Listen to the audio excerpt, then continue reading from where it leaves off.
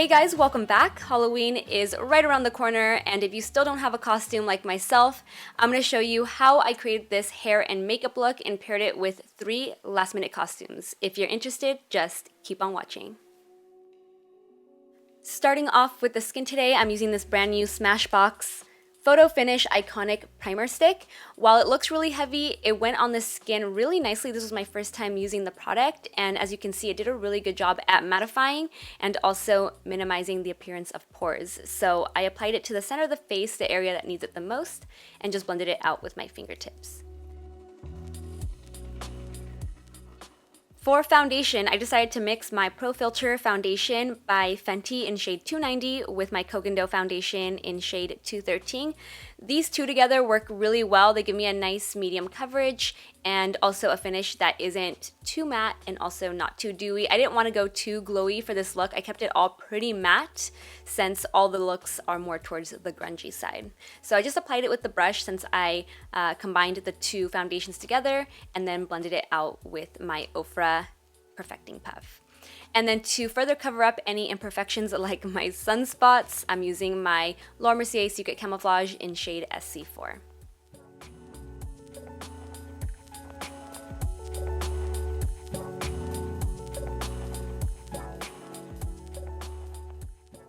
And then with Tarte's Shape Tape, I'm using shades Light Medium and also Light Neutral. The two together give me the perfect highlighting shade. I'm using that to highlight and conceal down the center of the face. Recently, I've been loving just applying it right underneath the eyes and spreading it elsewhere down the center of the face where I further want to highlight. And I've been using, just recently, this Smith 232 that I usually use on my eyes to further spread the concealer out, and then I again blend it out with my Ofra Perfecting Puff. To set everything in place, I am of course using my MERCIER translucent powder, and again another clean Smith 232. I just absolutely love this brush. I'm using it to dust the powder into the areas that crease up, and then I'm using my LH Cosmetics poof to press the powder into the rest of the skin.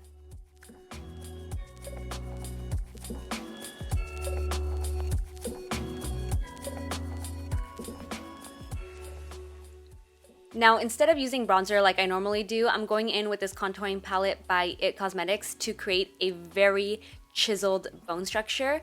Starting off with the hollows of the cheeks, instead of applying it right at the hollows, I'm starting a little higher up to make the cheekbones look really gauntly and defined. So I'm going in with the lighter contouring shade first to outline the bone structure, and you can see it's already pretty intense, but I'm going for that look again. I want it to be grungy, sort of undone. I'm not going for a perfect look. So I started off with the lighter shade to outline it first, and then I'm going in with the darker contouring shade to further define the cheeks, and then blending it out as I go, and I will further blend it out at the very end. And after the cheeks, I'm also going to apply that contouring powder to the forehead, jawline, down the neck, and also the sides of the nose.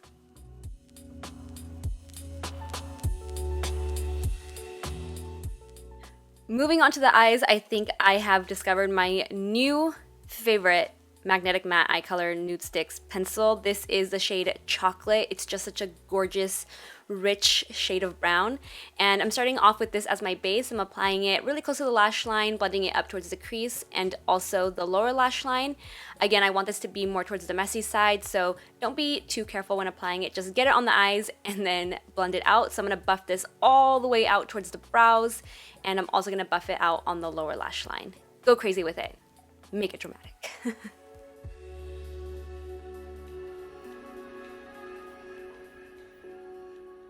From there, I'm going to start building on the color and creating more of that grungy, lived-in sort of look. So I'm going in with Lovesick, or I believe it's called Lovesick, from the Lovesick eyeshadow stack by Melt Cosmetics. I really wanted to stay away from using black eyeshadow for this look. I wanted to use more of these reds and warm browns to create that lived-in look, and I just love the way this turned out. So I'm using Lovesick first. Any deep cranberry red eyeshadow should work for this, and then from there, after you've completely buffed it out, I'm going in with this really rich brown. This is Rubbish from the Rust eyeshadow stack, and I'm just applying that to the same areas in the crease towards the outer edge. Again, don't overthink this, be really messy with it and just go for it. Wing it out towards the hairline, take the shadow up to the brow, and extend that eyeshadow on the lower lash line, all the way down to your cheeks. And then to really create that grungy effect, no grungy look is ever complete without this mustardy brown eyeshadow. This is Rubbish, also from the Rust eyeshadow stack by Melt Cosmetics.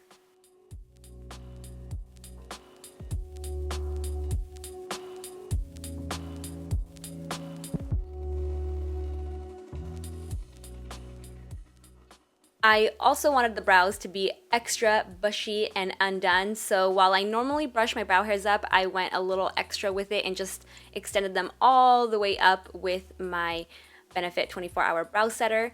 And I didn't want to use false lashes today because I was going to be using a gloss and I just felt like the lashes would take away from the glossy effect, so I just loaded up on my Marc Jacobs Velvet Noir Mascara. And then I'm going in with the Marc Jacobs Highliner Matte Pencil in Brownie, which is also such a beautiful rich brown, and just filling in the waterlines with that brown liner.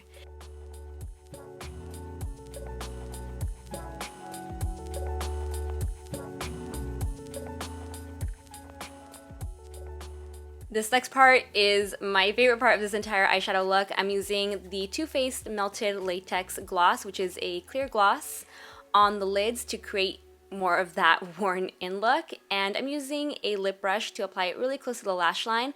I find that when using gloss on the lid, the closer you apply to the lash line, the longer it'll last throughout the night. It won't get as messy right off the bat, so keep it pretty close to the lash line, and boom, there you have your grungy worn in look.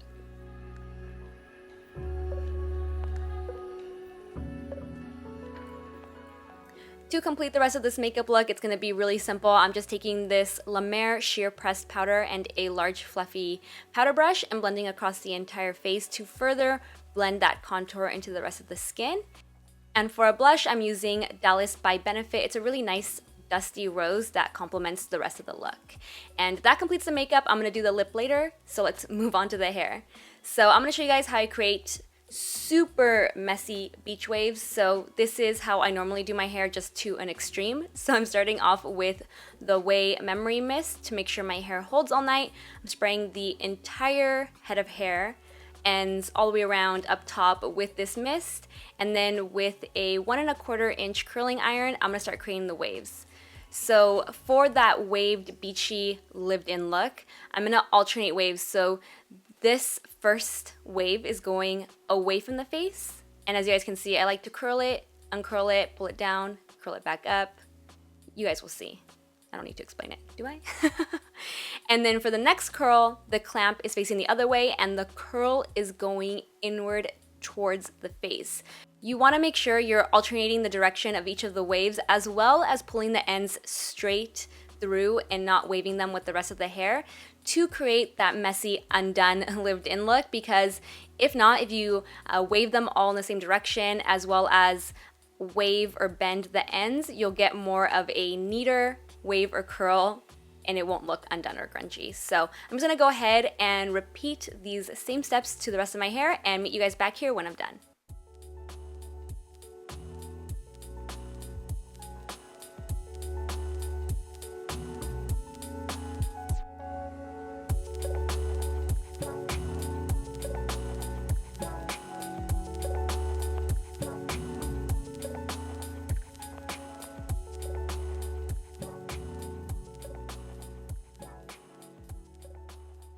Also, as you're finishing up each section, make sure you're letting them cool off and also hairspraying them with a soft hold hairspray. That way the hair still has some mobility to it, but will last you throughout your crazy Halloween festivities. So make sure you're doing that after each section and then get back to it.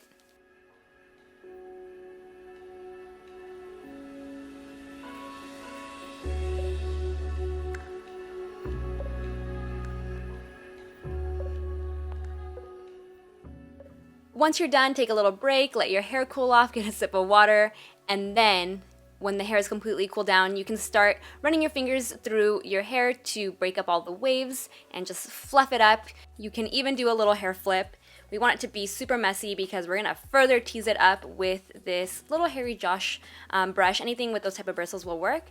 I'm just grabbing the hair at the ends and then teasing or back combing from the mid part of the hair up. And now that the hair and makeup are done, we can move on to the 3 last minute costumes that I paired with this look. The first one being a mummy that I created out of cheesecloth that I got from the grocery store. And I decided to go with a nude lip for this one. I used Marc Jacobs lip gloss in Enamored. And for the biker chick, I just threw on a leather jacket that I already had and also a bandana that just so happens to be a Dior bandana. And I decided to pair this look with a red lip. I used Cranberry Liquid Lipstick by Time Los Angeles. I decided to keep that same lip and bandana for the pirate costume, or what I think looks like Carl from The Walking Dead. If you watch the show, you know what I'm talking about. I also threw on some hoops, an eye patch, and a hat. And there you have costume number 3. I hope this video was helpful if you're in a pinch for a costume this year. I know I'll probably be one of these 3 for the Halloween parties I have coming up this weekend. And yeah, if you guys found this video helpful, give it a like, share it, subscribe, hit that notification bell, and I will see you in my next video. Bye guys!